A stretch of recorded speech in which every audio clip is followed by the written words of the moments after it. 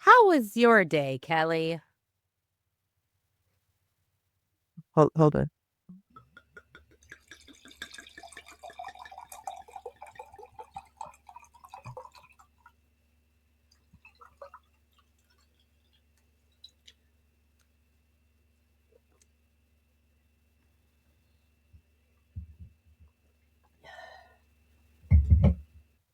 Wonderful. How was yours? Apparently better than yours. Welcome to Not My Ghost, Not My Problem. I'm Jen. I'm Kelly. And today we're headed west of Gettysburg to a place that rarely makes the highlight reels, but carries a heavy past of its own. This episode explores the Cashtown Inn, its origins along a well-traveled road, its sudden transformation during the Battle of Gettysburg, and the questions that followed long after the war moved on. What happened here is quieter, less documented, and far harder to categorize. And that may be exactly why it still draws attention today. So grab your curiosity and take one last look down Cashtown Road, because some places don't announce their history. They wait for it to be noticed. Ooh, I am so excited for this episode because you went to Cashtown like months ago. It feels like months. I know it probably hasn't actually been months, but it feels It like was months. December 31st Okay. was our first So day there. technically months-ish. But anyway, you were texting me that you were experiencing shit, and I was like, "No spoilers," because I wanna be surprised when you talk about it on the podcast, but then it just took forever just to record this episode, so We had a lot of other stuff going we on, so did. welcome to our scripted unscripted banter. Welcome. So, not a great day? Not a great day. I'm sorry. Long day, busy day, therapy day. Therapy was heavy, Yeah, but it is what it is. it is.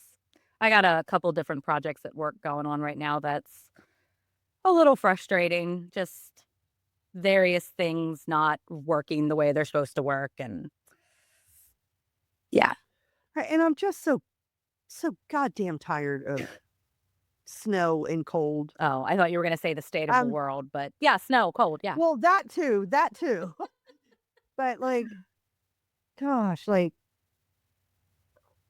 just leaving the house takes so much more preparation. Yeah. I don't wanna Um, brag, but it is 62 degrees here. Actually, I do wanna brag a it little bit. you do. I I do. figured Yeah. you like to do that. What is it here? Um, right now it is 34. Too fucking cold. Actually, 30 it's felt nice today because we had, like, a whole week of, like, really cold temperatures, Yes. so it's gonna be 55 on Saturday. Oh, that's nice. Yeah. Hopefully no snow in the future. Ugh. Fingers I'm crossed. over it. I'm over it. That's why I It's just moved to cold, there's Florida. nowhere to park. I don't have Mm. those problems. No, you have different problems. You have hurricane problems That's true. and excessive heat problems. Anywhere you live, it's got its problems. That's true. I'm a little off today. I apologize, everyone. As previously stated, it's just been a long, rough day. I'm I gonna do have a force her to be scripted happy, though. uh, Be happy, Kelly. Okay. See? It works. I have a scripted, unscripted banter question for you. Yay! What's the question? When it comes to the paranormal, Okay, too is happy. it Calm it the harder? fuck down. Happy medium, happy Happy medium. fight, yeah, find a medium, Kelly. I don't want you down here, but I don't need you all the way the fuck up here either. Good, because all the way up here is not my natural No. state. That was your, like, customer service voice right there, and I didn't like it. It really was. Okay, when it comes to the paranormal, do you think it's harder to dismiss experiences that are subtle rather than ones that are dramatic? Yes, because I do that I find them harder, the Really? subtle ones, because I feel like the more dramatic ones, like a door slamming. Well, is there a draft? Where am I gonna go? Where I'm looking for this. Yeah. I feel like the bigger ones give me more space to debunk, I guess, more That's room to fair. debunk them. So, I think for me, because I live in an apartment complex, when I think about small shit, it's usually like noises. And I'm just right, like, yeah, that sounded like it was in my kitchen, but maybe it was the neighbors. right. I also convince myself that I don't see things when I think I see things. Like, I'll like quickly get No. something out of the corner of my eye and I'll be like, meh, it was probably just my brain filling in the gaps. It wasn't a ghost, that type of thing. So I was telling you earlier today, um, before I got into the shower, I closed my daughter's bedroom door Yeah. and I made sure it was closed because I didn't want the cats to push it open. And you were home alone. No, I was home alone Yeah. and was it because it happened twice. I didn't tell you about the Oh, second no, time. you only told me the first time. So the first time I closed it, and I think I came into the podcast room, and I just took my hair clips out because I had gone to the gym this morning Yes, that's because, what like, you told "Oh, me. it's supposed to be good for you and blah, blah, blah, blah, blah, and make the happy brain chemicals," which it never fucking does, but whatever. Clearly. Um, You see how happy she is, I everyone. I would like to point out that the gym was the best part of my day, Oh, if okay. that tells you anything about this day. Yeah, that Um, sounds terrible.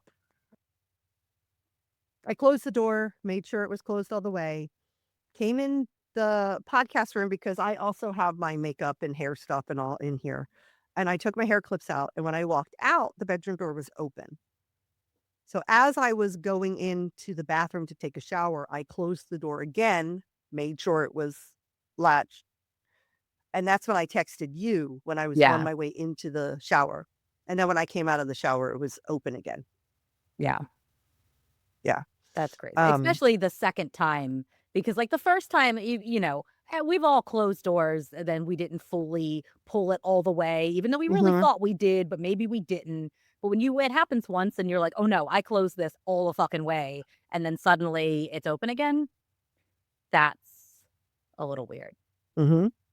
Oh, I want to shout out our amazing new wine glasses that we got.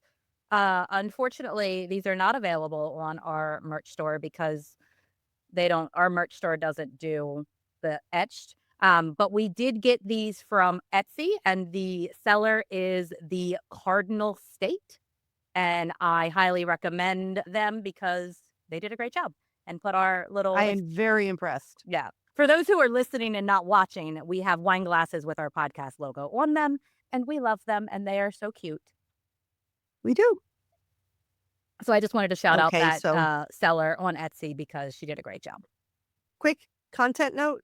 This is going to talk about war Okay. and medical stuff and trauma, grief, the Yeah. regular stuff. They use So we completely derailed the episode. I we have no did. idea where we were. So it's just not going to be a natural transition It's into not. starting the episode at this point. So I'm just going to start it and everybody's just going to get on board. And What? sorry, one more thing to derail us briefly.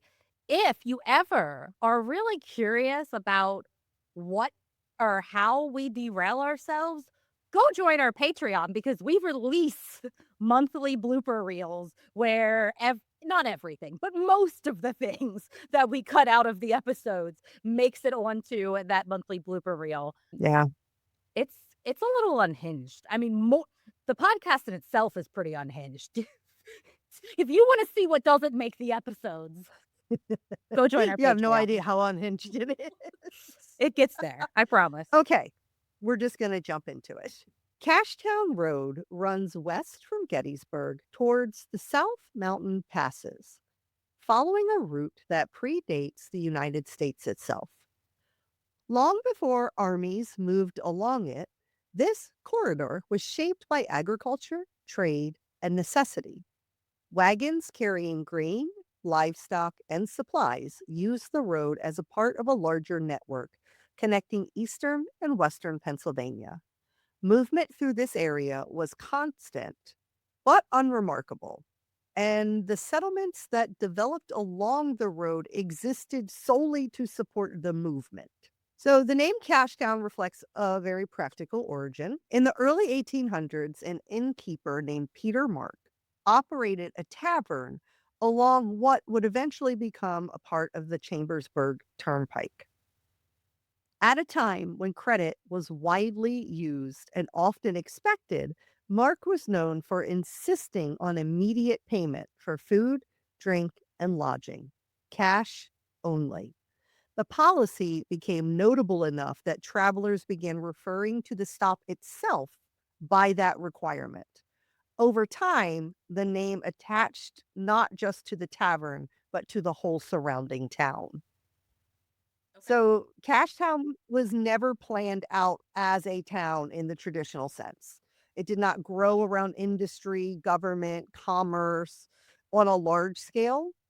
It existed because people, like I said, would pass through it all the time, and travelers needed a place to stop and get some food, maybe That makes spend the sense. night. Yeah. So the road, Cashtown Road, actually mattered more than the town around it because it was such a major part of movement. Was it a one stoplight town? It was the 1800s. I'm sure they didn't have a stoplight. No, that's okay. Good point. Touche. You just mentioned us like a single road, and that just made me think of like small town. Okay, sorry. It eventually became a toll road, and that also lent to the name Cashtown. Okay. But the origins of Cashtown was Peter Mark insisting on payment in cash. Okay. My husband is from a small town that does not even have said stoplight. It's got two stop signs, so Yes. You have said yeah. that before. Mhm. The many Yeah, times we've talked about all the haunted locations in Iowa. and I'm gonna keep saying it. Please do. Yeah. It's like the dad story. Your dad always tells the same stories over and over Over and again. over again. That's Yeah. me. Yeah. That was I'm your dad my one. grandmother more so than my dad. I'm your dad. I'm listeners, I'm your dad. Who's your daddy? I'll be your father figure. I drink the red liquor. It's not liquor. You know what I mean. We quote Taylor Swift a lot on this podcast. We do, but I feel like Taylor Swift is quote worthy, and it's She her is. fault. It's not. Right. It's not my fault. If she didn't write such amazing lyrics, then, like, we wouldn't have Right. anything to quote, but If Taylor Swift didn't want me to quote her all the time, then she would write shittier lyrics, yeah, and she and doesn't. she doesn't. They So, keep getting better, in fact. I think she wants us to quote her more. yeah, I'm down. Yeah, You down? I'm down. Along that road, about 8 miles west of Gettysburg, the Cashtown Inn was constructed in the early 19th century. Built of local stone, the structure reflected common building practices in Adams County. Thick walls for insulation, compact rooms, and a layout designed to accommodate short term guests rather than long term residents. Inns like this one were multi purpose spaces. They provided lodging, meals, meeting rooms, and often served as informal community centers in rural areas. Before the Civil War, there is nothing to suggest Cashtown Inn was exceptional. It functioned as intended. It changed hands over the years and adapted to the needs of the surrounding agricultural community. There are no records of notoriety, violence, or unusual events tied to the building during this period. Its significance was entirely local. That lack of early distinction is important. When war came to Adams County in 1863, it did not arrive because Cashtown was important. It arrived because Cashtown was in the way. That makes sense. Yeah. In late June of that year, Confederate forces moved north through Maryland and into Pennsylvania as a part of General Robert E. Lee's campaign. The mountain passes west of Gettysburg were critical routes for moving men and supplies. And Cashtown Road became a natural corridor for that advance. Confederate General A.P. Hill's corps passed through the area, using the road and the surrounding farms as staging points. The Cashtown Inn was occupied during this movement. Officers were quartered there, meals were prepared, and horses were kept nearby. At that moment, the inn was still serving in its original purpose, shelter for travelers, even if those travelers were soldiers rather than civilians. On the morning of July 1st, 1863, Confederate forces moved east from Cashtown towards Gettysburg and encountered Union cavalry west of town. The skirmish escalated rapidly, drawing additional troops into what would become the first day of the Battle of Gettysburg. As fighting intensified, the flow of people along Cashtown Road reversed.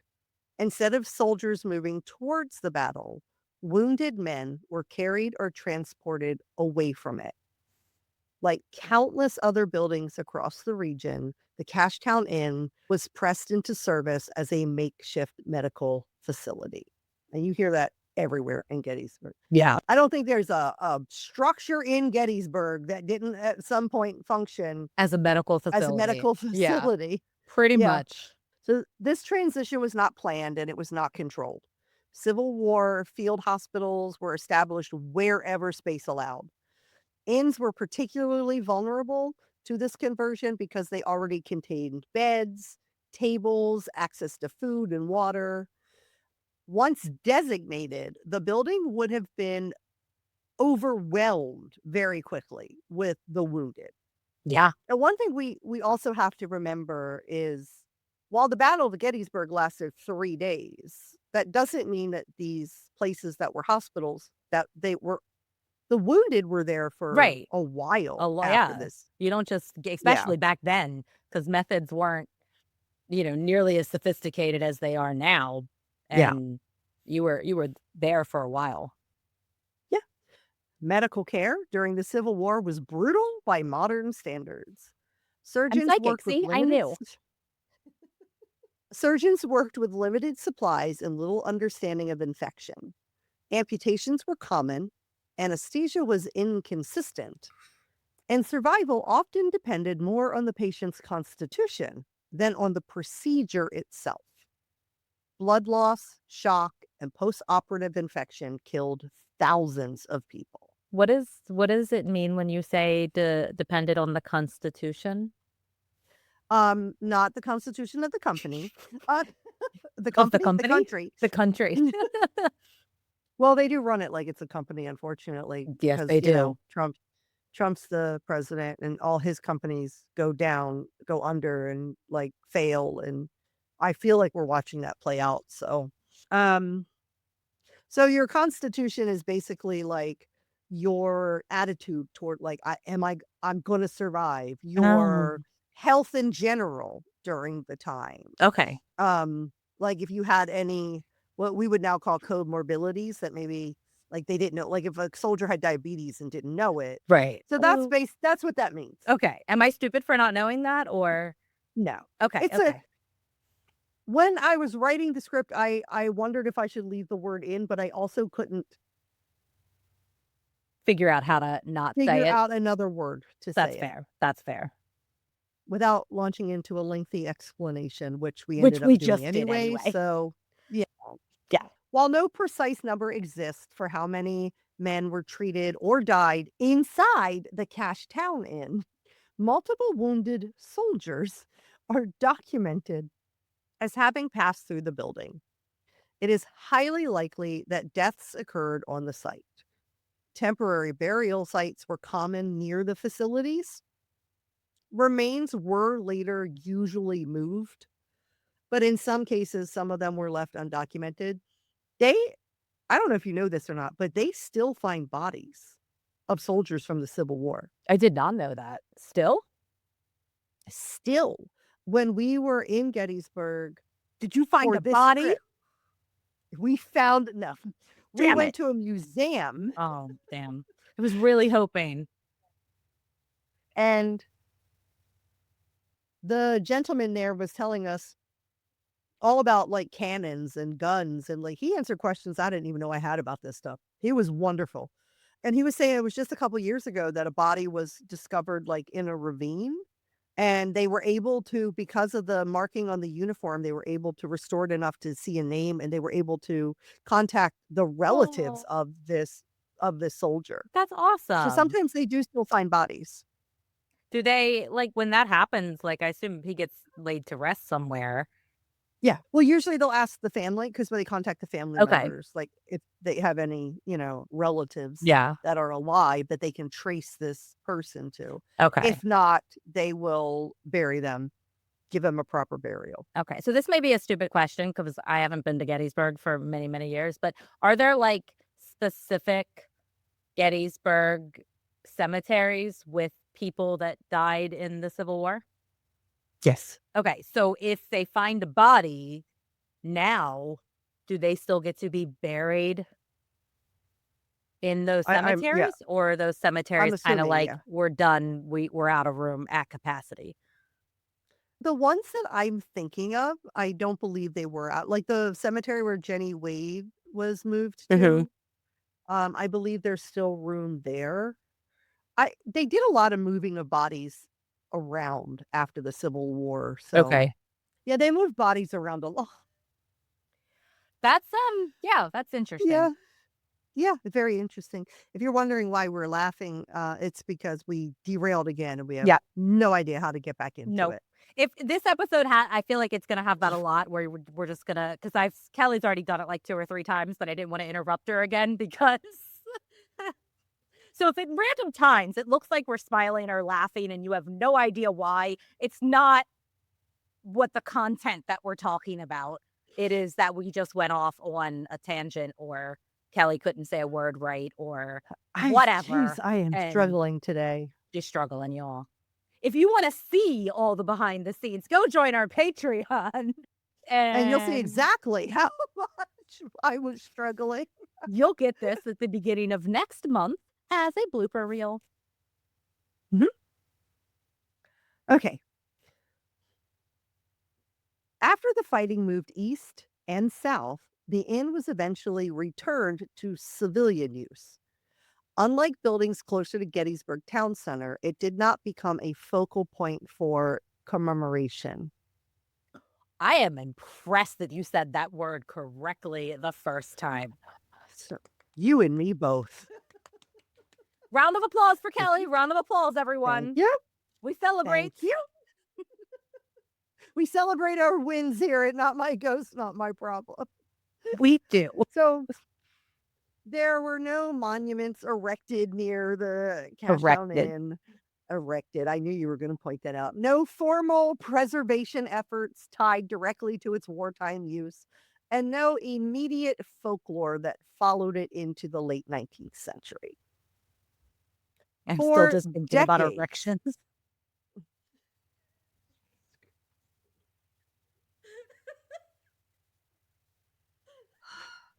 Okay. Jen's thinking about erections. I'm going to get to section 2.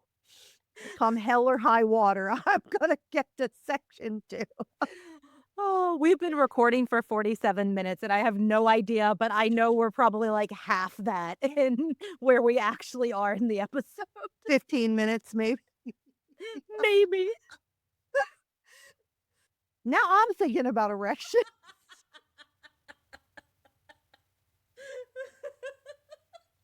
I would like to say how much I appreciate you because I was, like I said, having a colossally bad day, and this has lifted my spirits greatly.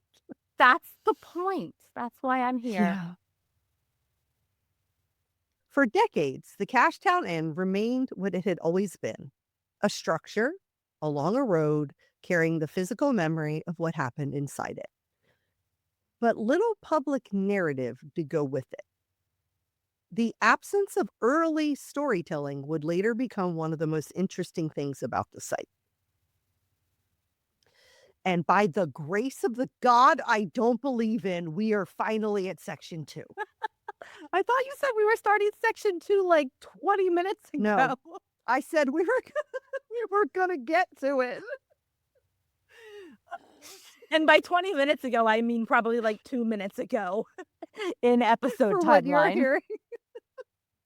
By the late 1860s, the immediate logistical aftermath of the Battle of Gettysburg had largely passed. Federal authorities prioritized battlefield preservation, reburials, and the creation of a national cemetery. Attention, funding, and public interest clustered around the areas where combat was concentrated and where the officers' movements could be mapped clearly onto military narratives. Okay. So they're focusing all their energy on like Pickett's Charge and Devil's Den and Big Round Top, Little, all of Right. that. The usual spots. What the To fuck was that? I heard that. Did you hear that? I heard that. Which tells me that it was actually probably in the apartment and not a neighbor, because you never hear the neighbor noises. But it was muffled because it was through my headphones. Okay, that was okay. Sorry, go on.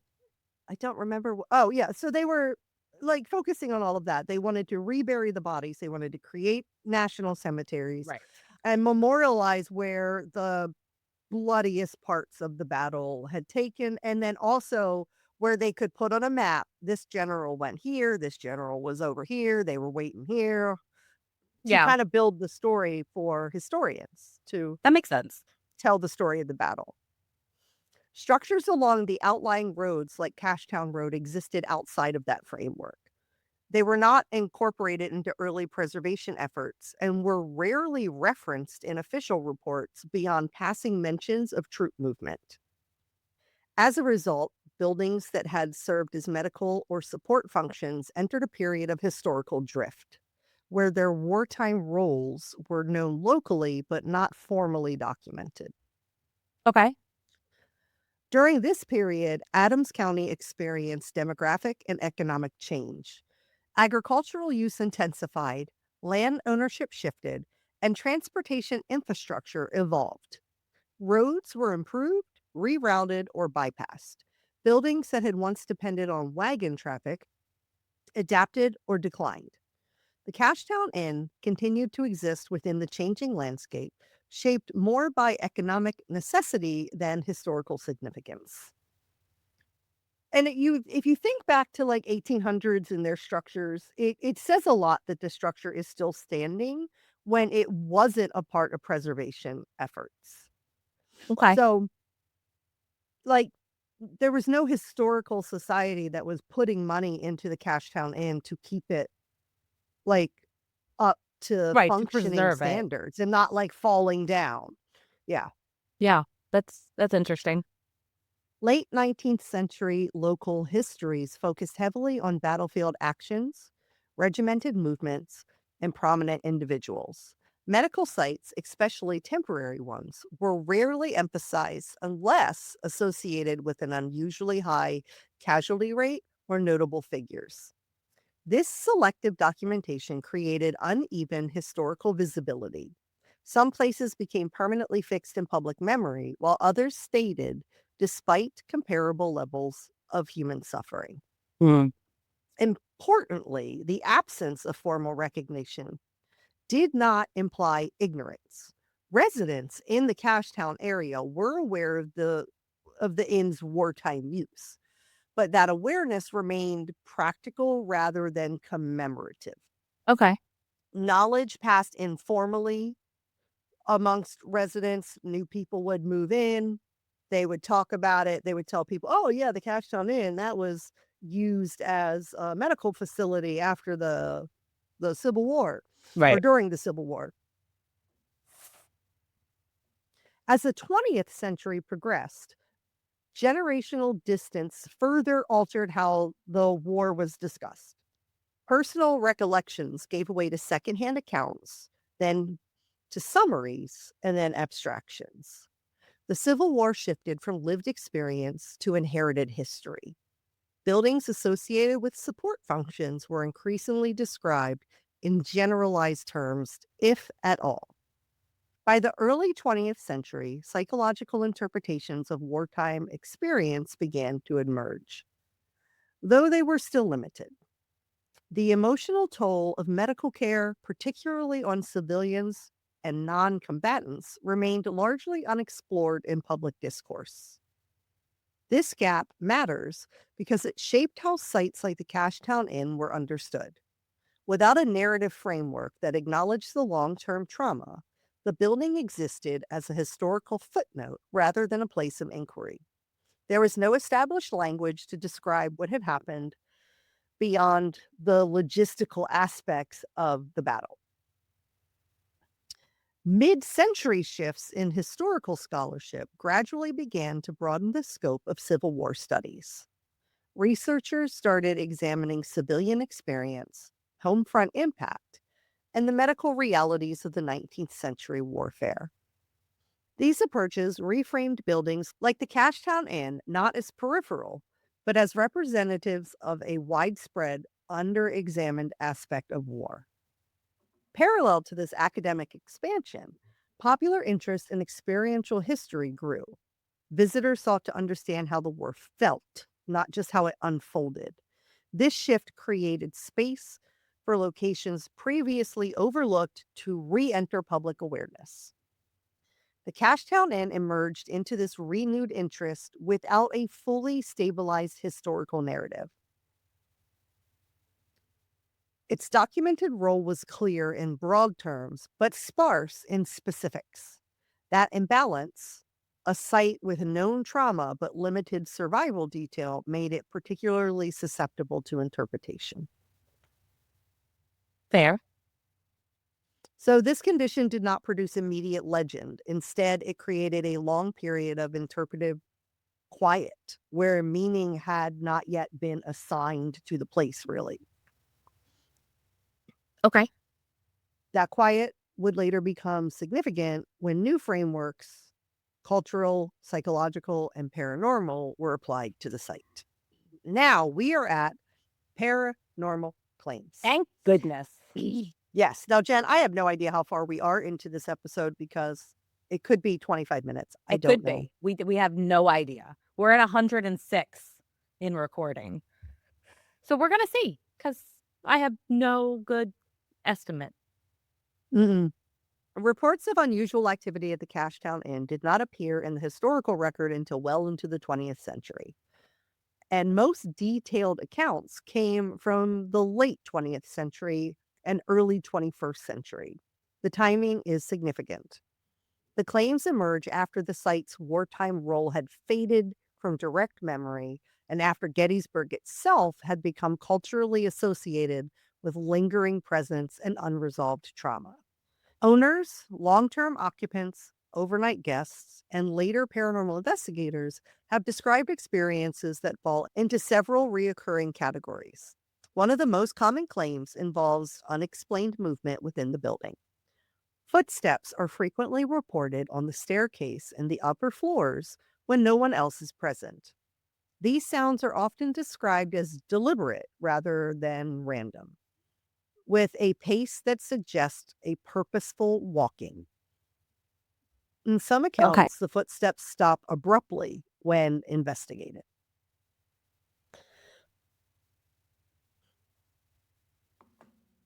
Another frequently reported experience involves doors. Witnesses claim that doors have opened or closed on their own, sometimes repeatedly, and sometimes in response to someone entering a room. In a few cases, the doors were reportedly latched at the time, like locked when Oh, they would open. okay. Kelly, Yes. wine break. Wine break. Auditory phenomena Phenomena. do, do, do, do, do, I feel like are it's been also, so long since we've done I that. know. So that is also widely reported. These include voices, murmurs, or short phrases heard in hallways or near rooms believed to have been used during the inn's medical period. Some witnesses describe the voices as indistinct, while others report hearing what they interpret as words spoken softly, as if meant not to be overheard. Visual claims are less common, but more striking. Several individuals report brief apparitions, most often described as male figures wearing clothing consistent with mid-19th century military attire. These sightings are typically momentary. The figure is seen turning a corner, standing in a doorway, or crossing a room before disappearing. No extended visual encounters are documented. Physical sensations are another reoccurring element. I'll give People you a describe physical sudden sensation. People describe sudden temperature changes localized to specific areas of the building, pressure I on thought the you were gonna chest. say specific areas of the body. No, Jen. Building. I'm thinking about I know. erections and physical Eh, changes to the body. I mean, physical sensations, just y'all know where my mind is tonight. Is Mike coming over tonight? Oh, No. it's gonna be a lonely night for you. Yeah. Yeah. They also report pressure in the chest, dizziness, or an overwhelming sense of unease. Paranormal investigators who have conducted sessions at the Cashtown Inn report mixed results. EVP recordings are claimed to capture responses that some interpret as period appropriate language or reference to injury and confusion. Okay. Other investigators report inconclusive audio or environmental anomalies without clear interpretation. There is no consensus at all among investigators regarding the source or the meaning of these recordings, Okay. which is interesting because Yeah. typically they're like, oh, yeah, that would be a word that was said. The location of reported activity within the building varies a bit as well, though certain rooms and corridors are mentioned more frequently. Did you stay in one of those rooms that were mentioned more frequently, Kelly? So when we originally booked the room, we had General AP Hill's room, Okay. which is a room with a lot of reported activity. And if you watch Project Fear, when Project Fear visited the Cashtown Inn, it is the room they had the most activity in. Who stayed in that room? Because that was my question for you. I think you told me, but I don't remember. Um, Or do you not know? they didn't spend the night on this Oh. episode. Oh, okay. So I think they were at another location, You're the right. like You're something right. Tilly House or Yes. something. Um, so they didn't like sleep overnight, but it is the room they had the most activity in. My husband and I did watch that episode of Project Fear when we were there, Oh, and it was pretty funny when we're like laying in bed watching the episode, and then we see like Tanner and Chelsea walk into the room that we that are you're currently in. staying in. Did So we had originally booked AP Hill's room. Okay. And then I realized that we had scheduled the trip that it was the trip we scheduled was in conflict with our family Christmas we were having with all of the kids. So Okay. we had to reschedule it, and that room was said to not be available. But I think those people backed out Okay. because I can tell you there was nobody else on our floor when we stayed there. So we ended up so if you go up the stair when you first walk in, there's a staircase you go up, and then you turn and you go up again. Okay. So when you come up that second flight, and then there's some stairs that go up further to the third floor. Yeah. But when you first go up that second set of stairs, AP Hill's room is to your left. And then there's a room on your right. And then we were in the second room on the right. We were in Brigadier General John Imboden's room. Okay. Okay. So, not having anything to do with the paranormal, I would like to say that the bathrooms in this place are fucking freezing. The bathroom in Mhm. our room was it was insane. I was like, I don't wanna pee. You wanna It's pee? so cold in here. And then when you sat on the toilet seat, it was Oh. so cold. It was Oh. so cold. And this is December 31st into January 2nd is when we're here. The first night we're there, I'm kinda joking around, filming and telling the spirits like, "Oh, if there's somebody here, can you do something?" Blah, blah, blah, blah, blah. And nothing was happening. I stopped recording. And then I said something else, and the lamp in our room, like, flashed on and off real fast after I Okay. had asked the spirit to do something. And I was like, that's interesting. Yes. I wanted to point out that Ellie was moving my blinds, not Ghost. Okay. So I pull out my phone and I start recording and I ask it to if you're here. I don't remember my exact wording, but I'm like, if that was you or if someone is here, can you like make that light flash again? And it did. And then it stopped. And then I said something like, okay, like one more time. Mhm. And then it did. This was the Now, one thing Kelly sent me about her trip. yeah. And you will see that video right now. Right now. Do it again. Can you do the light again?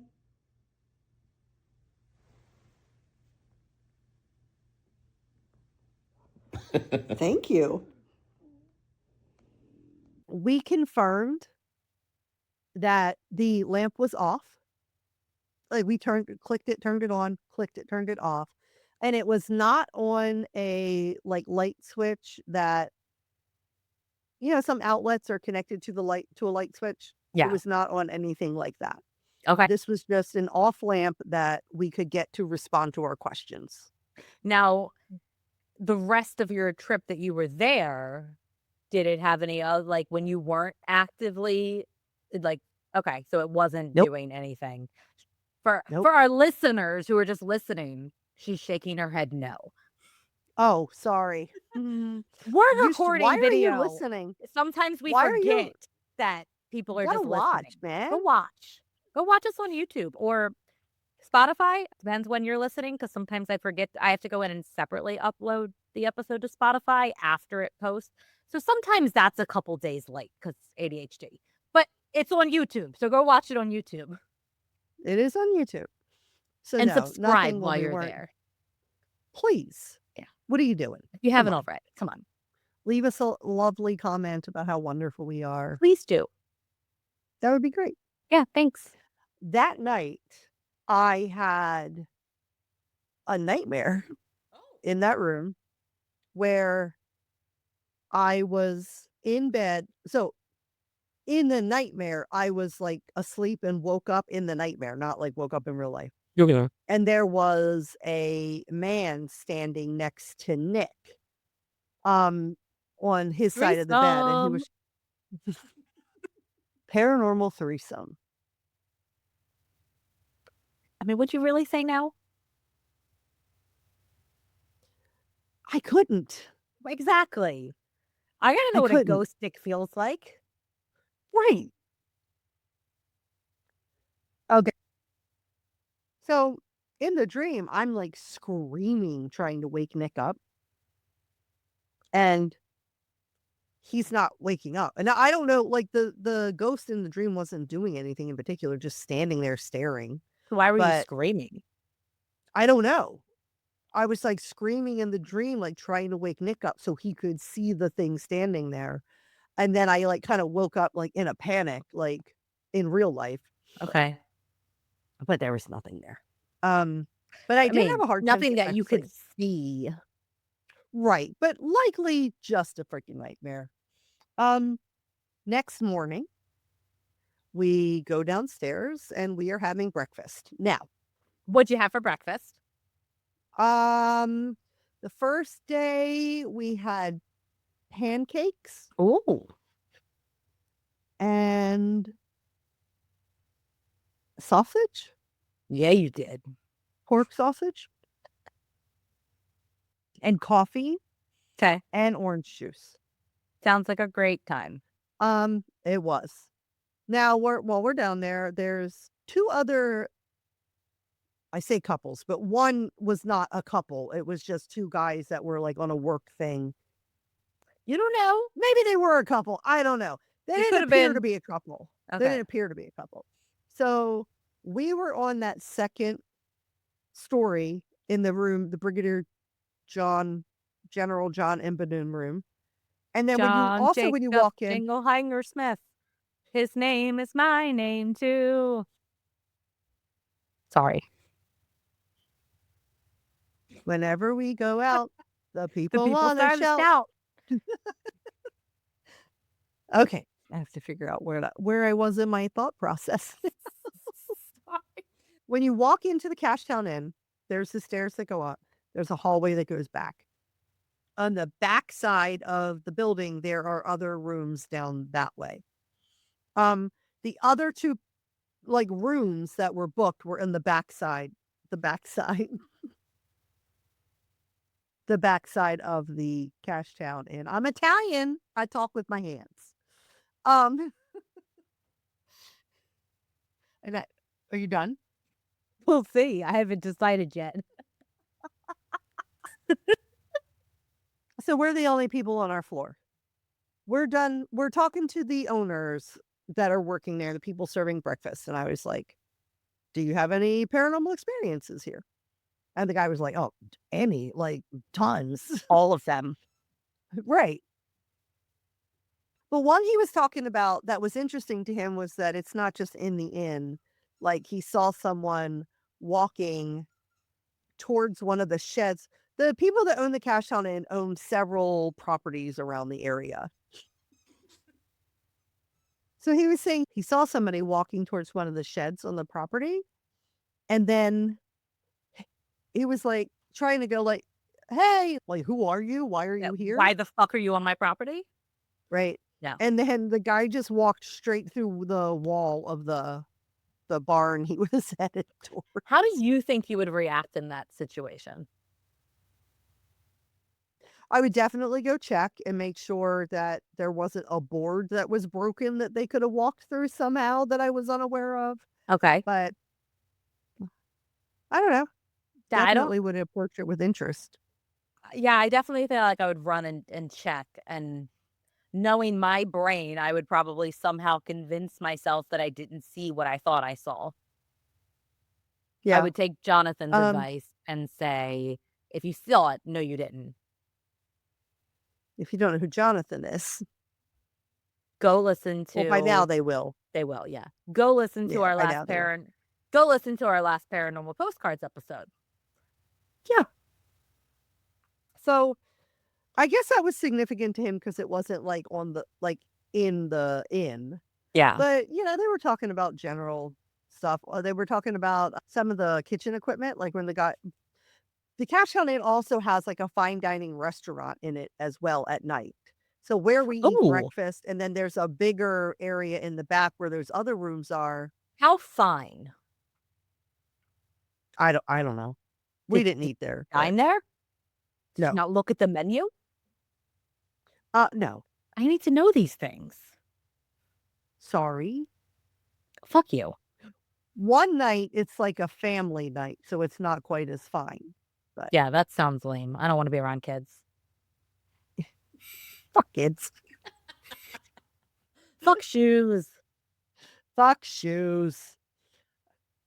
Fuck shoes is such a part of our lore. It is. It really is. Okay, Fin back to the episode. Yeah. Um, we're done eating. It has now been confirmed to us that we are the only people. It was us, the 2 people serving breakfast, and the 2 other couples in the dining room area. Okay. We were talking. I was like, hey, somebody was supposed to be in the other room, blah, blah, blah. Just having a conversation. And they're like, yeah, those people canceled. Whatever, whatever, whatever. Nick and I are done eating. We come out and we're going to walk back up the stairs to our room.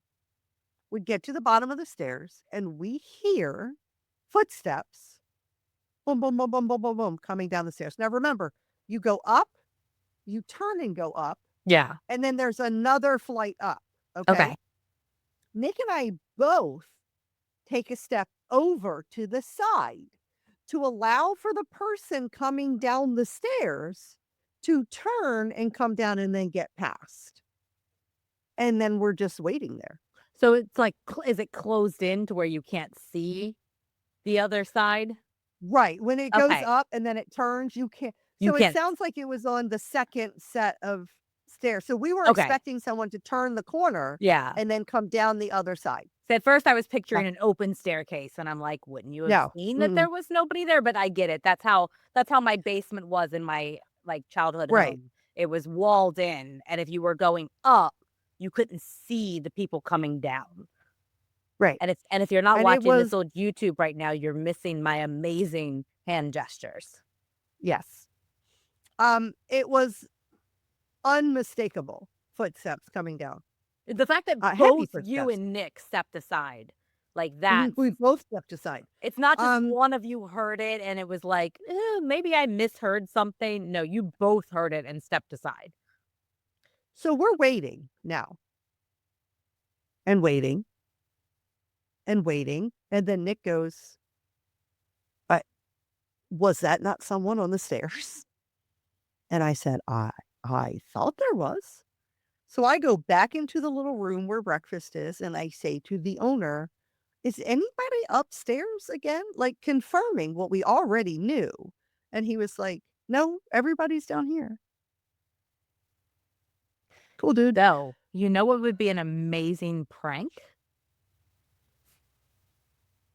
I'm listening. To do that next time. Next time you go, just wait for someone to start coming up and then just, like, walk down the stairs, but then stop and don't turn the corner, and then if when they turn the corner, jump out at them and go, "Wah!"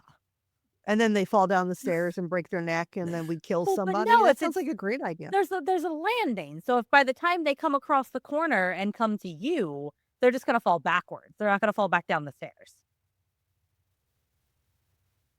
Hopefully. Roll the dice, Kelly. It's for the bit. Roll the dice. Just make sure you're filming it, please. Okay, so they have video evidence of us murdering these people. Sounds like a great idea. Okay. Um, I'll go to jail alongside you as a accomplice because now this is gonna be published on the internet, so right. At this point, we go back up to the room, we get ready for the day, we head out. It's cold and most places are closed because it's January 1st that's fair. and That is a Gettysburg holiday. is pretty much dead. It's pretty much dead. We saw a couple places that we went to. There was a couple little museums open. Went to one museum, got to pet a dog. That was the highlight of the museum. Sounds like a great highlight. Yeah. We went to there's a diner in Gettysburg called the Heartland Diner. We've never had bad food there. If you are in Mm. Gettysburg, we highly suggest the Heartland Diner. Reasonable prices, great food. So we had like a late lunch there, came back. We stopped at a grocery store and brought some stuff that we could just eat in the room for dinner. So again, we know that we are the only people on this floor. Yeah. One of the stories I forgot to mention is that the owner told us is that there's a particular room upstairs.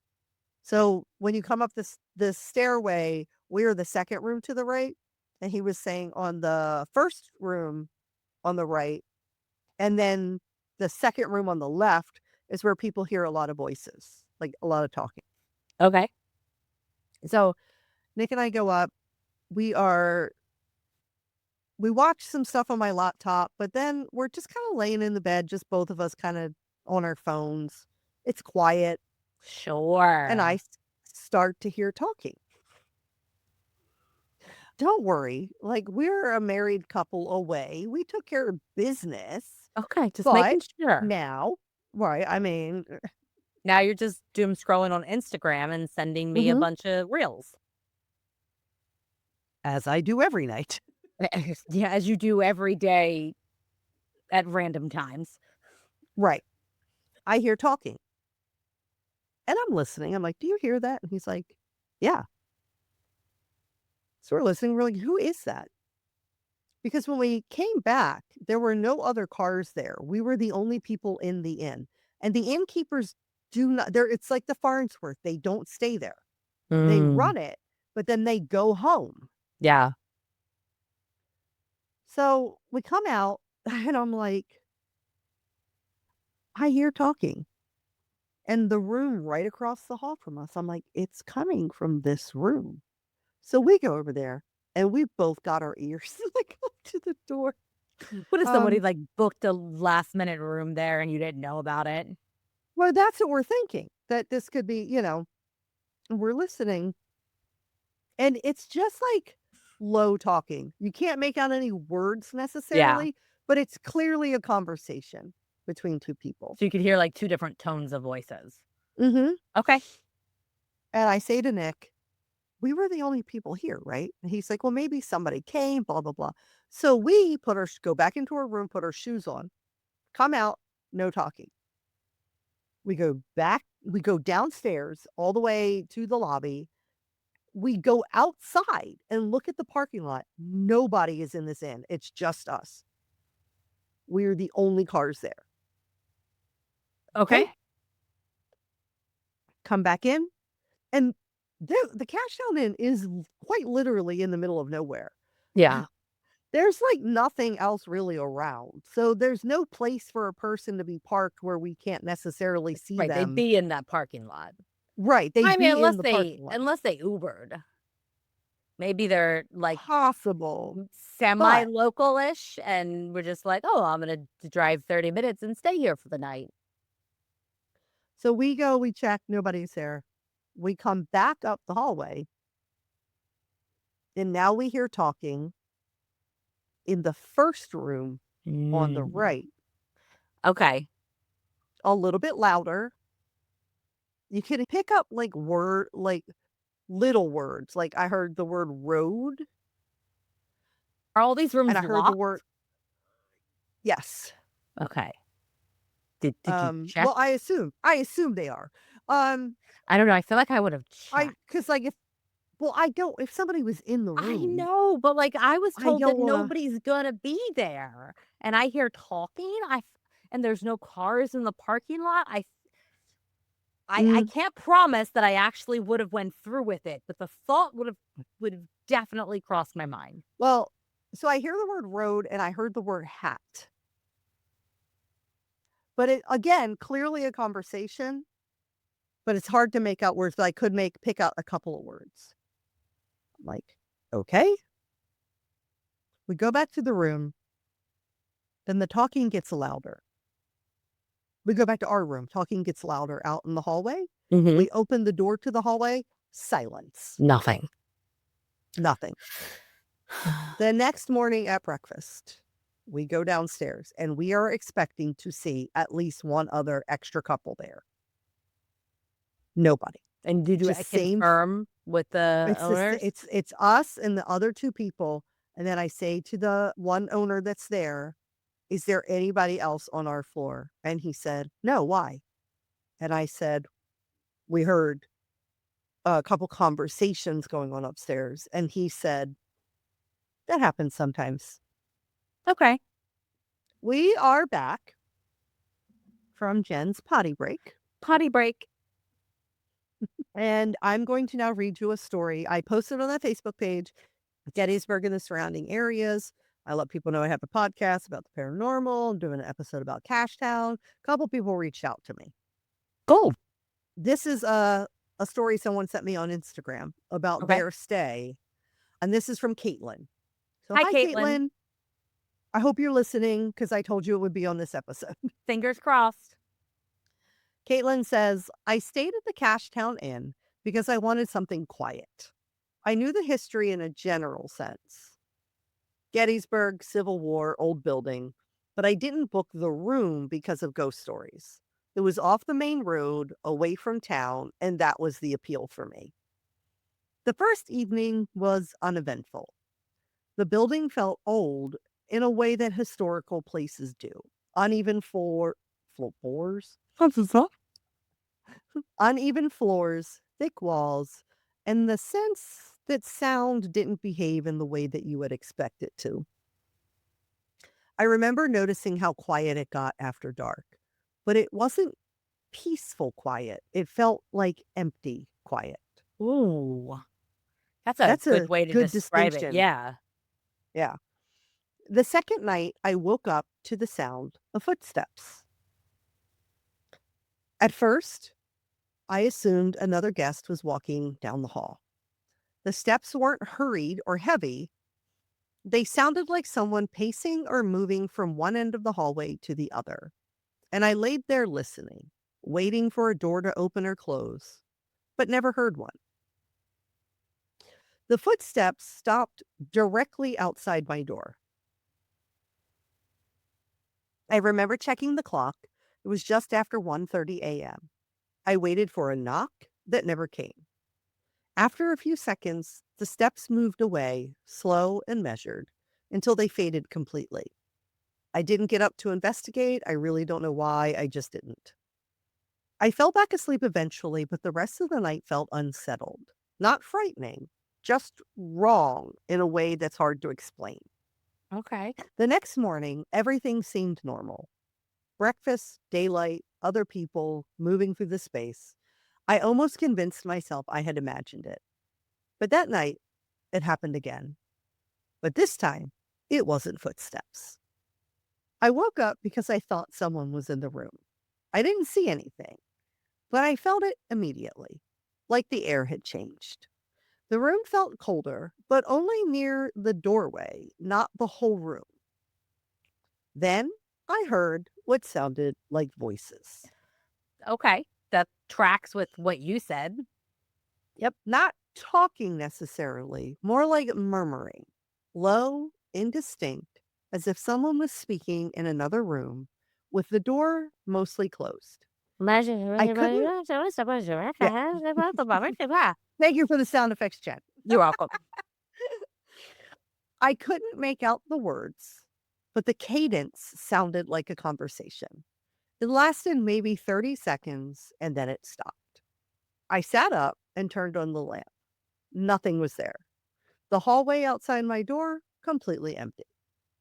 I didn't feel panicked, but I did feel watched, which is Okay. interesting to me because that thing was standing in my dream was next Yeah. to Nick watching. Watching.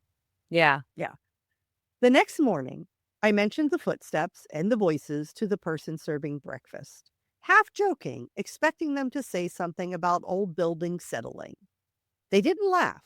They just nodded and said, "That happens sometimes." Which is exactly what you said they said. Oh, Yep. I love That was validation. it. No explanation, no follow up. The Cashtown Inn doesn't feel haunted in a way that people usually mean, but it does feel occupied. Now, I want to make this is very important. My experiences that I told you about happened, and I did not get this story until like 2 weeks ago. And it Yes. is so crazy that like the same wording was used. Like that happens Same exact sometimes. wording. Yeah. Yeah. Yeah. But this place was like, when you go to a haunted location, most of the time you are hoping something happens and rarely does the thing happen. We also, on this same trip, we stayed at the Farnsworth Inn again another night. And if you remember from our Farnsworth episode, the first time we were there, we had a lot of activity when we were there. Yeah. We stayed at in the Sarah Black room this trip, in the most haunted room in the inn. Nothing. Nothing. Mm. Nothing. I mean, that happens. That's the Yeah. paranormal's a fickle thing. But the Cashtown Inn, it freaking delivered. I Those wanna footsteps, go. I still hear those footsteps, and I'm like, because I questioned myself, could it have been something else? No, it was very Sorry. For those who are just listening, what the fuck are you doing with your life? I just brought my cute dog on the camera. she's very cute. And that brings us to the end of this episode about the Cashtown Inn. Its practical beginnings, its quiet but brutal role during the Battle of Gettysburg, and the unresolved questions that linger in a building history never fully accounted for. If you loved hanging out with us today, consider leaving us a rating or a review because thanks. It helps. Please. It Thank you. does. Tell us And we're follow us, amazing. please, My because love we language is are. my love language is words of affirmation, if anyone was wondering. I don't know what my love language is. I give a lot of gifts, so I'm gonna assume it's gifts. But do you feel loved when you get gifts in return? Um, I don't feel it's a requirement, but not just any gift, but when somebody gives me a gift where I know that they know me, Yeah. like it's something very meaningful that would be very meaningful to me, and I'm like, I feel seen in this gift. I agree.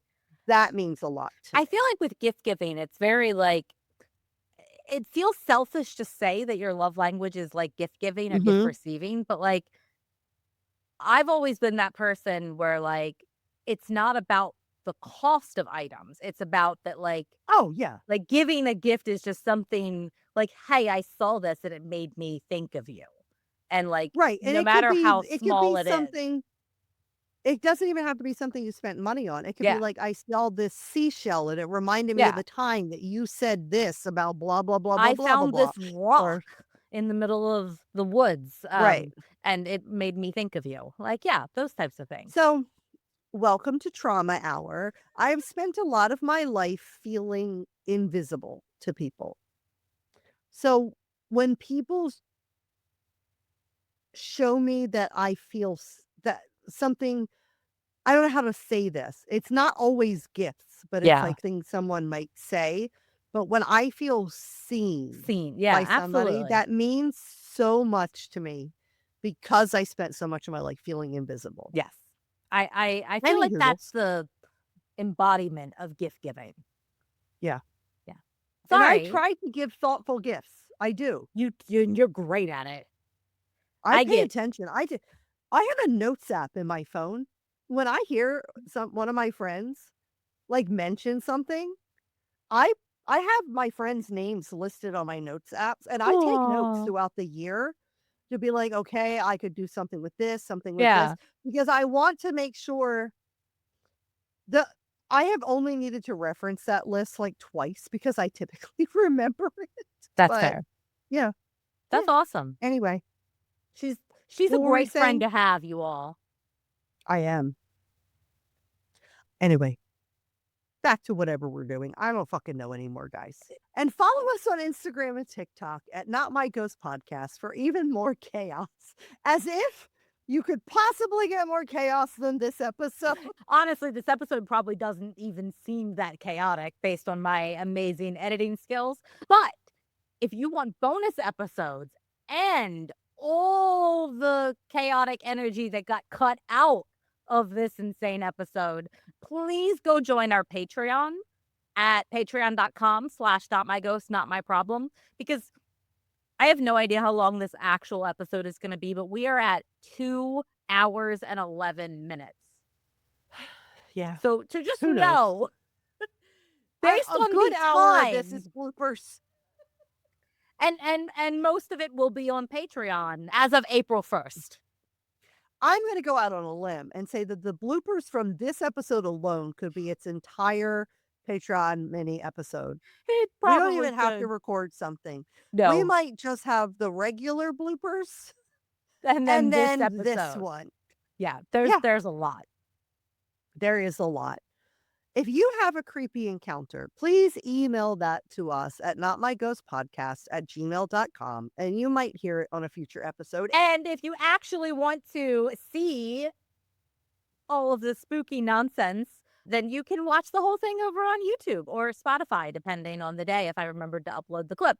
So just Yeah. go subscribe on YouTube though and drop us a comment because we want to know you're watching. Like We do. we just so even just like I'm here. Just say I'm here and we'll love it. Thank you. It makes us feel happy. Thank you for joining us on this quiet passage.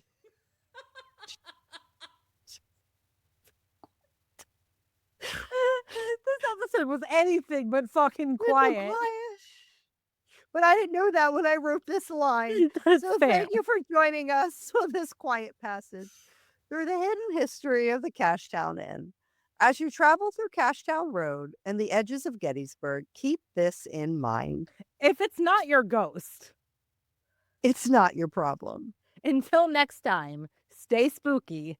And stay skeptical.